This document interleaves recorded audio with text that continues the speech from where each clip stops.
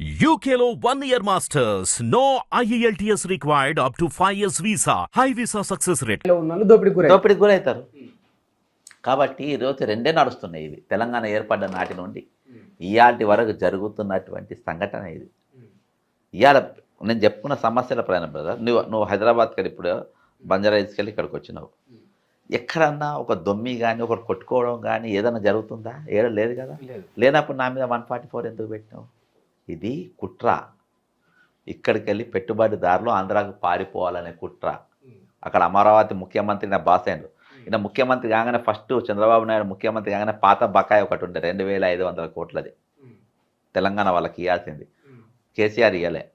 రాగానే 2 నిమిషాలు ఈయన డైవర్ట్ చేసిండట 2400 కోట్లు. ఇన్స్టాల్మెంట్ బేసిస్లు ఇవ్వచ్చు. అసలు నువ్వే అప్పులలో ఉన్నావు, నీకు రూపాయి లేదు. అవును, ఇక్కడ బంగారు కొండలు మట్టి కొండలే ఉన్నాయి అన్నావు. ఇంకా అన్నావు. నువ్వు 2500 కోట్లు ఎందుకు ఇవ్వాల్సి వచ్చింది? ఒక్క పత్రిక రాయాలి, ఒక్క పేపర్, ఒక్క న్యూస్ పేపర్ రాయాలి. మేనేజ్ చేసిన పత్రికలను కూడా రాయలేదు. వాళ్ళు అడగాలి. ఇవాళున్న పేపరు పత్రిక యాజమాన్యాలను అడగాలి ఎందుకు రాయలేదు. ఎవరు రాయలే. కాబట్టి ఈరోజు కానీ అంటే ఒకవేళ సరే అన్న, ఇవన్నీ కూడా బాగానే ఉన్నాయి, కానీ పూర్తి స్థాయిలో ఇట్లా దీనికి మేలు చేయడం వల్ల ఆంధ్రప్రదేశ్ కావచ్చు, చంద్రబాబు కావచ్చు, రానున్న రోజులలో రాజకీయంగా రేవంత్ రెడ్డికే నష్టం కదా అన్న. మరి బ్రదర్ ఇది నాది అయితే కదా. నేను ఏమన్నా కాంగ్రెస్ పెట్టా?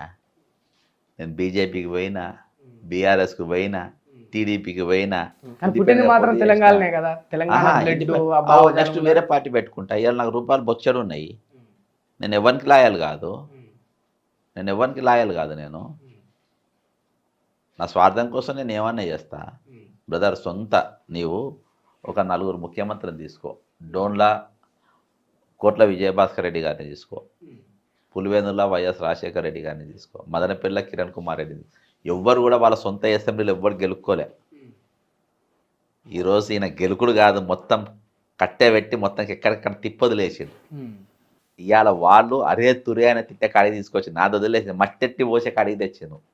నీ సొంత నియోజకవర్గంలో నేను ఈ మాట నువ్వు పోటీ చేద్దాం రాజీనామా చేయన్నా చూసినావా? ఎప్పుడైతే ఈ 144 సెక్షన్ పెట్టిందో నేను అప్పుడన్నా దీపావళి రోజు లోకేష్ గారు ఉన్నాడు, రేవంత్ రెడ్డి, నీకు దమ్ముంటే నీ ఊరికి పోయి 4 పటాకులు కాల్చిరా. ఎందుకంటే ఫార్మా అనేది రగులుతుందని ఎప్పుడో చెప్పింది నేను. మొన్న కాదు, ఫార్మా ఇంటర్నల్గా రగులుతుంది. ఎప్పుడు ఏ టైంలో అయినా విస్ఫోటం కావచ్చు, నీ మీద పెద్ద తిరుగుబాటు కావచ్చు. నేను అబద్ధం చెప్తే దమ్ముంటే రాజీనామా చేసి ఇద్దరం పోటీ. ఇవాళ కూడా కట్టుబడి ఉన్నా. ఇవాళ కూడా చెప్తున్నా రేవంత్ రెడ్డికి, ఇవాళ కూడా మీ ద్వారా, మీ హిట్ ఛానల్ ద్వారా చెప్తున్నా, రేవంత్ రెడ్డి ఇప్పుడు కూడా నువ్వు నిజంగా ప్రజలంతా 90% ఆమోదం అంటున్నావు కదా ఈ గ్రామాల దానికి, నీ కోడంగల్ ఇప్పుడైనా రాజీనామా చేయి, ఇద్దరం పోటీ చేద్దాం. నాకెవరొద్దు. నీ తరపున నీ సిండికేట్ అంతా ప్రచారం చేసుకో. బండి సంజయ్, కిషన్ రెడ్డి, చంద్రబాబు నాయుడు, పవన్ కళ్యాణ్, కేటీఆర్, కల్వకుంట్ల కవిత, కేటీఆర్ కూడా మీ సిండికేట్ అందరినీ నేను ఏడ చూడలేను. అంటే బీఆర్ఎస్ కాంగ్రెస్ ఒకటనగినా, బీజేపీ కాంగ్రెస్ ఒకటనగినా, కానీ 3 పార్టీలు ఒకటనగా నేను మీ దగ్గర నుంచే వింటున్నా. అడికోట్ ఇన్ఫ్రాస్ట్రక్చర్ రేవంత్ రెడ్డి దమ్ముంటే ప్రెస్ మీట్ పెట్టు. అందులో ఎవరెవరి పార్ట్నర్స్. అడికోర్ ఇన్ఫ్రాస్ట్రక్చర్ ఈ కంపెనీలో ఎవడెవడు పార్ట్నర్ చెప్పు రేవంత్ రెడ్డి. ఎవరెవరు ఉన్నారన్నా చెప్పమని రాదు. పటేల్ను ట్విట్టర్లో పెట్టు, మీ హిట్ ఛానల్కి వెళ్ళి. రేవంత్ రెడ్డి, కల్వకుంట్ల కవిత, విందుల మందుల, సూదిని సృజన్ రెడ్డి, మొన్న కేటీఆర్ ప్రెస్ మీట్ పెట్టిన చూసినావా? ఆయన కూడా ఉన్నారు. అక్క 4 పార్ట్నర్స్ అందులో. అడికోర్ ఇన్ఫ్రాస్ట్రక్చర్ అదే అండి బ్రదర్. వీళ్ళందరూ ప్రచారం రమ్మని. మరి నిజంగా వీళ్ళు ఒకటే అయితే ఇంత ఉంటే మరి బయటకి ఇంతగానం ఎందుకన్నా? ఏ డ్రామాలు అంత నువ్వు కొట్టినట్టు చేయని, ఏడిచినట్టు చేస్తా. నేను కాళేశ్వరం డిస్టర్బ్ చేసినా? మరి ఇప్పుడు పోయి అడిగి పోయి పర్యటన చేసి చూసి వస్తారు కదా. కాళేశ్వరం పోయి డిస్టర్బ్ చేసిందా నేను? రేవంత్ రెడ్డి చేయలే కదా. డిస్టర్బ్ చేసిండు. ఆపిండా? ఒక ఊరని ఆపిండా? ఓకే బ్రదర్, హైకోర్టులో కేసు ఇవాళ నా కాళేశ్వరం నాదే, ఇంకా లైవ్లు ఉన్నది. ఓకేనా? టీజీపీఎస్ నాదే, హైకోర్టు నడుస్తుంది. దళిత బంధు నాదే. ఇట్లా నువ్వు ఏ పిటిషన్ తీసుకో, ధరణి నాదే.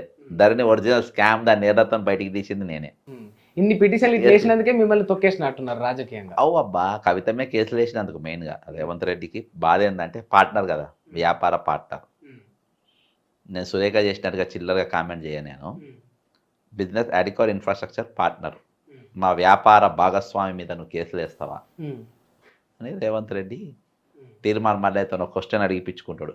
తీర్మాన్ మల్లయ్య ఛానల్లో ఇట్లా అడుగు మల్లయ్య నువ్వు అడుగుతాడు. జడ్సన్ అడగానే ఆయననే అడిగిపించుకుంటాడు రేవంత్ రెడ్డి. అడిగిపించుకొని బక్క జడ్సన్ ఎవరంటే ఆయన ఒక యావరేజ్ లీడర్ అని నేను అంటాడు.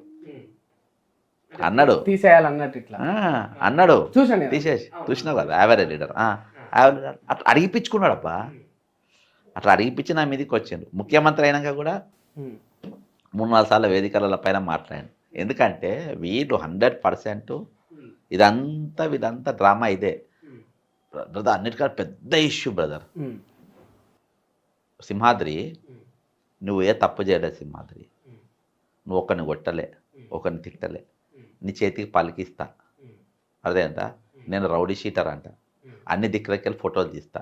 నువ్వు ఏం తప్పు చేయలే. ఊర్లలో కూడా నువ్వు మంచోళ్ళే అనుకుంటారు. రౌడీ షీట్ ఫోటో నీకు పెట్టి ఫోటో పెట్టినాక నువ్వు ఎవరిని ఏమనవు, కానీ నీకు రౌడీ షీట్ అనే ముద్ర ఉన్నది. నీకు నౌకరు వస్తుందా? రాదు. పిల్లనిస్తారా? సొసైటీలో నీకేం పేరు ఉంటుంది? కానీ నువ్వు ఎవరిని కొట్టలే, ఈగని కూడా చంపలే. ఇవాళ హైదరాబాద్కి ఆ షీట్ పడ్డది. హైదరాబాద్ ఆత్మగౌరవ తెలంగాణ రాజధానికి ఆ షీట్ పడ్డది.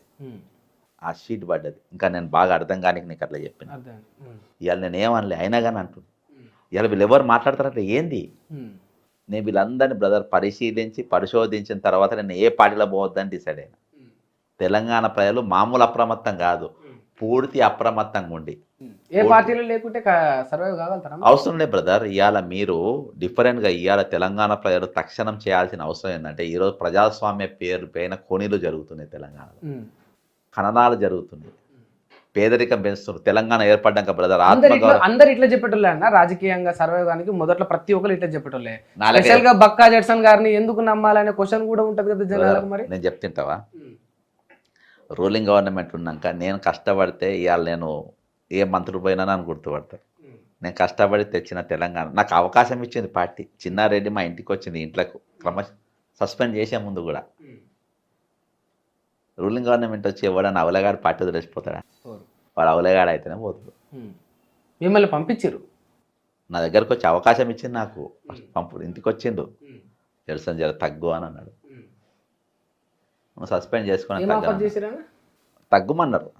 తగ్గమంటే దాని ఎవరి దగ్గర అది వేరే ఆఫర్స్ నేను మాట్లాడదామంటే ఉంటుంది. నేను మొదటికే ఛాన్స్ ఇవ్వలే కదా, ఫస్ట్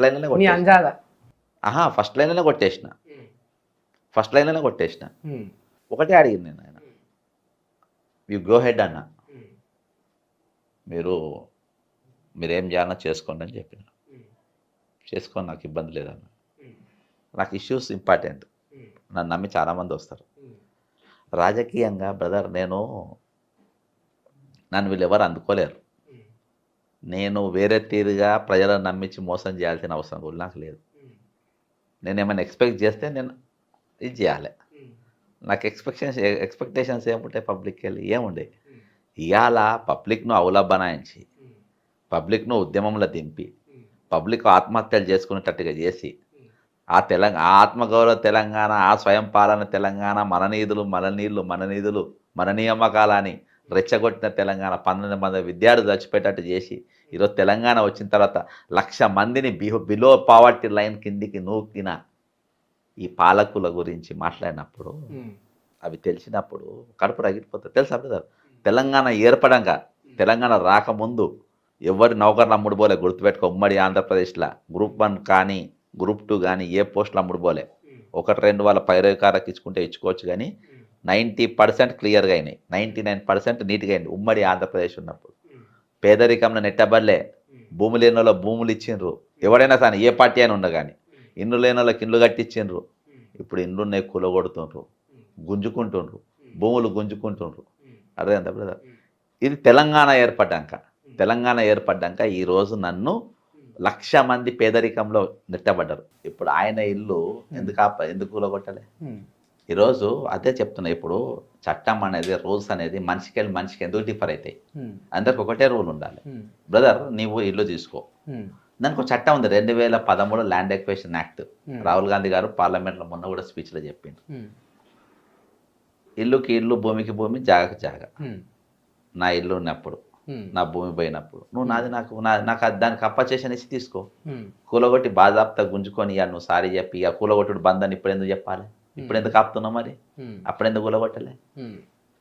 అందరికి ఇప్పుడు కొన్ని కూలగొట్టి కొన్ని ఆపి ఇప్పుడు ఆ కూలగొట్టుడు ఆపేస్తున్నాము, ఇక మేము జోలికి పోం, రిజిస్ట్రేషన్ ఉంటే మేము జోలికి పోమని మరి ముందు కూలగొట్టిన వారి పరిస్థితి ఏంది?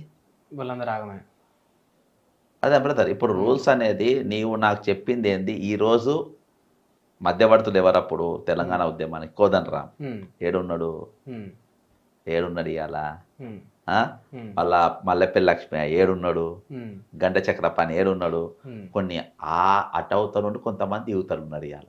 అప్పుడు వాళ్ళు సైలెంట్గా ఉన్నారు, ఇప్పుడు వీళ్ళు సైలెంట్గా ఉన్నారు. ఇవన్నీ సబ్జెక్ట్స్ మన ఒప్పందం అప్పుడు, రాష్ట్రం విడిపోయేటప్పుడు ఒప్పందం అప్పుడు ఉద్యమకారుల పబ్లిక్ మనం ఏం చెప్పి పట్టుకొచ్చినాం, ఇవాళ ఏం జరుగుతుంది? ఇవాళ నువ్వు నా భూములు ఎందుకు గుంజుకుంటున్నావు, నా జాగాలు ఎందుకు గుంజుకుంటున్నావు? నీ మేనిఫెస్టోలో పెట్టినావా నువ్వు కాళేశ్వరం కడతా అని? నీ మేనిఫెస్టోలో పెట్టినావా నేను మూసి ప్రక్షాళన చేస్తా అని? బ్రదర్, మూసి ప్రక్షాళన కూడా గొప్పగా చేస్తున్నామని చెప్తాను, కొడుతారు అట్లా చెప్తే, కరెక్టే చెప్తే. నీకు నేను బ్రదర్, నేను గవర్నమెంట్లో పనిచేసినోని, పాలన పైన నాకు పట్టుంది. మూసి ప్రక్షాళన నేను చేస్తా, సింహాద్రి నువ్వు మూసి ప్రక్షాళన చెయ్యి. నువ్వు నా సొంటని పిలిచి అడగాలి ఎట్లా చేయాలని. మూసి ప్రక్షాళన చేస్తే ఫస్ట్ రివ్యూ మీటింగ్ జరగాలి.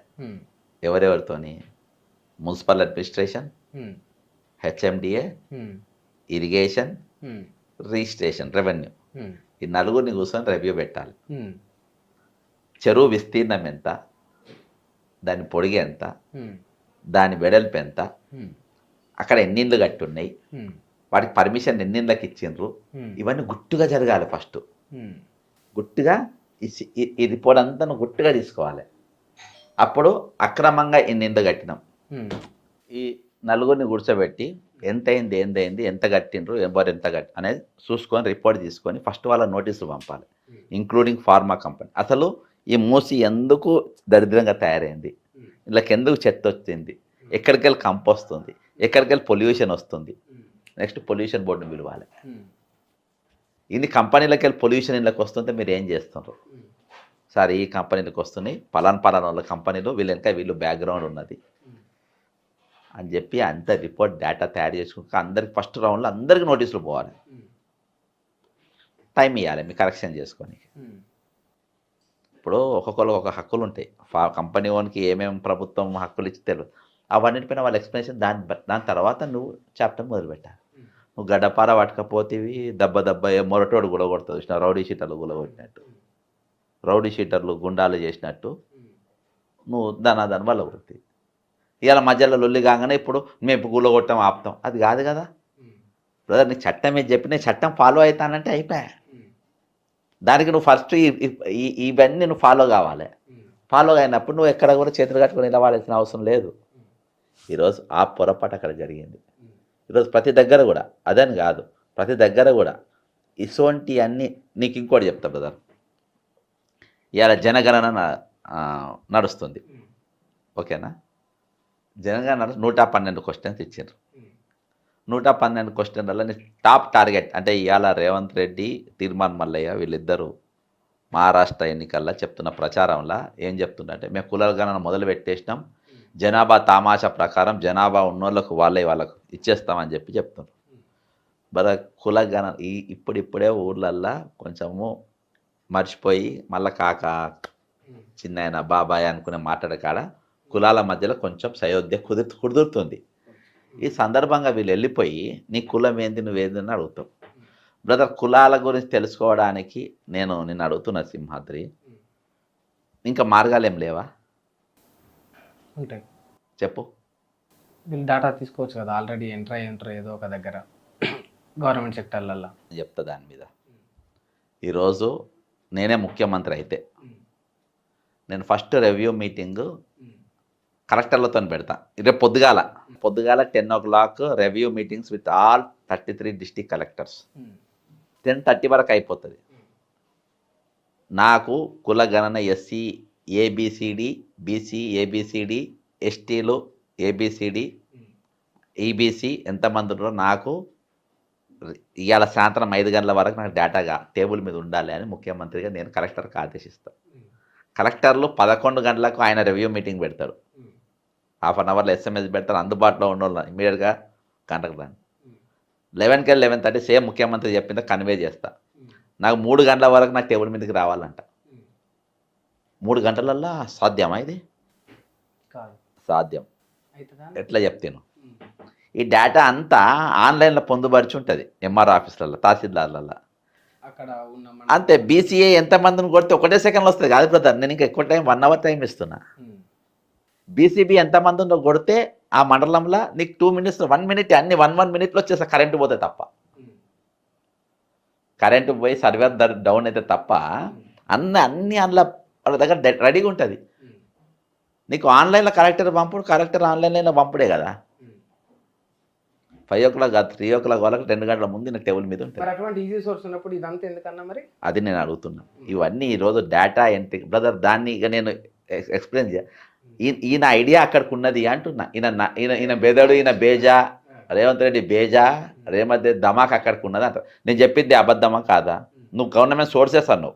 నేను ఏడు ఉన్నదో చెప్పిన, ఏ సర్వర్లో ఉందో చెప్పిన. కుల గణన గురించి ప్రతి ఒక్కరిని జనాభా లెప్ప కూడా చెప్తుంది, తెలుస్తుంది. నీ పుట్టగానే ఏ కులం అని చెప్పి రాసి కూడా వాళ్ళు ఇస్తారు. బ్రదర్ ఇంత డేటా. అచ్చా, నెక్స్ట్ నా ఇన్కమ్ సోర్స్ కావాలి, నా బర్రె కావాలి. ఆధార్ కార్డు అనేది కొడితే మొత్తం వస్తాయి కదా డేటా. నా ఇన్కమ్ వస్తుంది, నాకు నౌకరు వస్తుంది, నాది మొత్తం వస్తుంది. నేను ఇన్కమ్ ట్యాక్స్ కడితే సర్వం నా దాంట్లో ఉంటుంది. బ్రదర్ ఇది ఓకే. ఇవాళ నేను 99% బీసీలు ఉన్నాం, ఎస్సీ ఎస్టీ బీసీ. నీ కూర్చి మాకు ఇస్తావా? పాప అమాయకులు కొంతమంది కుల సంఘ నాయకులు ఉన్నవాడు ట్విట్టర్లో పెడితే నాకు ఏడుపు వచ్చిందబ్బా, వీళ్ళకి ఇంత చిన్న మెదడా అని చెప్పి. అయిపోయింది, కులగణన మొదలైపోయింది. ఎస్సీలు ఎక్కువ కాబోతున్నారు.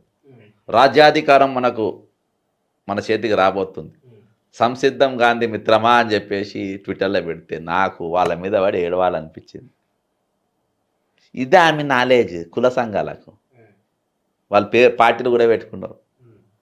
కులాలను చంపనీకి పుట్టిన బద్ద ఈ కుల సంఘాలు కులాలను చంపేస్తున్నాయి. వీళ్ళ దమాకు, వీళ్ళ నాలెడ్జి.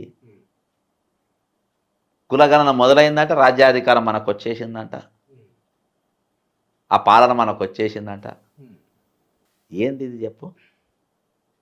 జనాలను ఎట్లా పిచ్చోళ్ళని చేయాలనో, ఎట్లా ఇది చేయాలనో అన్న బ్రదర్. ఇవన్నీ కూడా సాధ్యం. ఇవి నాకు ఒక్కరోజు టైం ఇస్తే నేను చేస్తా. 1 day టైం ఇస్తే నేను చేసి పెట్టే వర్క్ ఇవి. కాబట్టి దీనిపైన వాళ్ళ చిత్తశుద్ధి లేదు కాబట్టి ఇంటింటికి తిప్పుతున్నారు. దీనిపైన 100 కోట్లు 200 కోట్ల బడ్జెట్ కేటాయించి ఉంటారు. ఏదో ఒక ఐటీ కంపెనీకి ప్రాజెక్ట్ ఇచ్చుంటారు. ఆ పైసలన్నీ వాళ్ళకి పోవాలి అంతే. నాకు తెలిసి 1000 కోట్ల పైనే ఉంటాయి. 112 క్వశ్చన్స్ ఈ నిండు తిరగాలంటే పెద్ద బడ్జెట్ నొక్కుతారు. ఇది డబ్బు నొక్కేనికి వేసిన ప్రాజెక్ట్. ఒక్క నేను ఫ్రీగా అయ్యే పనికి ఫ్రీగా వచ్చే డేటాను ఇంతమందికి చేస్తున్నారు. అచ్చా, ఈ డేటా నీ దగ్గర లేదని అనుకుందాం. మరి అనుకున్నప్పుడు మేము ఇంటింటికి సిలిండర్ ఏ లెక్క చొప్పున ఇచ్చినావు? నీ దగ్గర డేటా లేదు. ఇంటికి సిలిండర్ ఏ లెక్క చొప్పున ఇచ్చినావు? ఈ సిలిండర్ ఇచ్చేసినా అని అంటున్నావు కదా, ఏ లెక్క చొప్పున ఇచ్చినావు? ఈ పథకాలు ఏ చొప్పున ఇచ్చినావు ఇప్పటికి? వాళ్ళకి సిలిండర్ ఇంటింటికి చేరింది అబద్ధం అన్నా ఉండాలి, లేకపోతే ఇచ్చినవంటే నీ దగ్గర డేటా ఉండాలి. ఏ డేటా ప్రకారం ఇచ్చినట్టు మనం? ఈ డేటానే లేనప్పుడు నేను ఏ డేటా ప్రకారం ఇచ్చినావు? కాబట్టి బ్రదరు ఇవన్నీ కూడా ఇంకో డేటా కూడా తీసుకున్నాం. మొన్న ఈ పథకాలు మాకు కావాలని అన్ని రాపించుకున్నారు. ఆ డేటా కూడా నీ దగ్గర ఉంది కదా. ఇది పబ్లిక్ చెవులలో కాలీఫ్లవర్ పెట్టడానికి బ్రదర్. వాస్తవాలు నిజాలు పాడేటోళ్ళు ఎక్కువ మంది ఉండరు, ఒకరు ఇద్దరే ఉంటారు. మరి ఉన్న ఒక్క ఇద్దరిని జనాలు నమ్మాలి కన్నా. మరి బ్రదర్ 100 మంది ఇట్లున్నప్పుడు వచ్చిన ఒక్క ఇద్దరిని ఏదో 2 మాటలు చెప్పని జనాలు ఇట్లా నమ్ముతారు? బ్రదర్ ఒక్క 2 మాటలు అనేది కాదు ఇక్కడ. ఆ మాటల పసుందా లేదా? కులగణన గురించి నేను చెప్పిన, నీకు మూసి ప్రక్షాళన ఏ విధంగా నేను చెప్పిన, అవి ఏమైనా అసాధ్యాలా? అవన్నీ పక్కనున్న 2 నిమిషాల పని కదా. అవన్నీ రివ్యూ మీటింగ్లు పెడితే ఇంకో పెద్దది మేనిఫెస్టో లేని కదా వీళ్ళు చేసేటి. మేనిఫెస్టోలో ఉన్నది ఒకటి మాట్లాడుకుందాం. సంవత్సరం లోపు 2 లక్షల ఉద్యోగాలు నింపేస్తా అని చెప్పేసి సరూర్ నగర్ స్టేడియంలో ప్రియాంక గాంధీ గారితో చెప్పించారు. 4,000 పెన్షన్, నిరుద్యోగ భృతి, ఇది ఈ 2 చెప్పింది కదా. ఈరోజు అసలు ఎన్ని ఖాళీలు ఉన్నా మీకు గుర్తించిండ్రా? ఏ డిపార్ట్మెంట్లో ఎన్నో? 2,71,316 పోస్టులు ఉన్నాయి నా దగ్గర. డిపార్ట్మెంట్ వైజ్ ఖాళీల చిట్టా నా దగ్గర ఉన్నది. నీ ప్రభుత్వం దగ్గర ఉందా?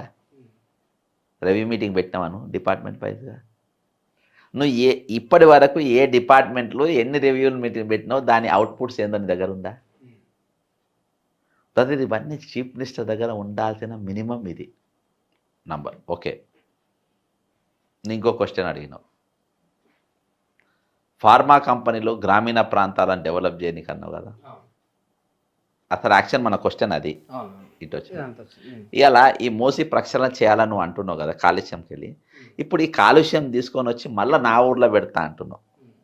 మళ్ళీ ఒక మూసిని లగిచర్ల ఆ ప్రాంతంలో, కోడకండ్ల ప్రాంతంలో, నేను కోడంగల్ ప్రాంతంలో తయారు చేస్తా, మరొక కాలుష్య జోన్ను తయారు చేస్తాను. సరే, నువ్వు ఉపాధి ఇస్తావు.